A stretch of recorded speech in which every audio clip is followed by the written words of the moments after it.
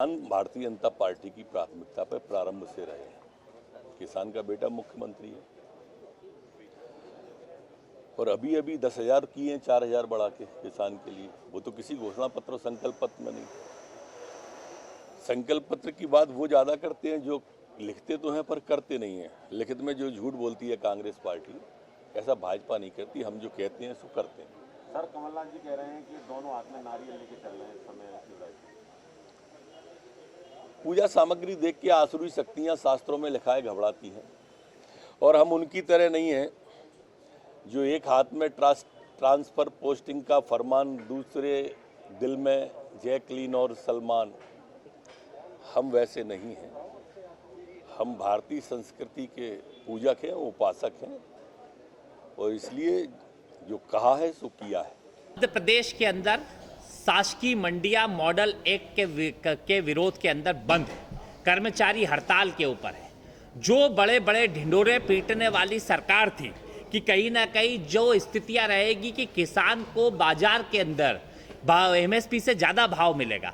आज किसान की सोयाबीन जिसका एमएसपी है 3860 रुपये, वो 1500 से 2500, ज़्यादा से ज़्यादा 3000 तक बिक रहा है। जो मक्का है वो जिसका 1860 रुपये है, वो 700 रुपये के आसपास बिक रहा है। तो सवाल ये है कि शिवराज जी और इनकी सरकार में बैठे प्रदेश के मुखिया की सरकार में कि वो प्राइवेट प्लेयर्स कहाँ हैं जो मंडियों से खरीदी, जो डायरेक्ट किसानों से खरीदी करने वाले थे। इस प्रदेश के कृषि मंत्री कहाँ गायब है जो बड़ी बड़ी बातें करके गए थे।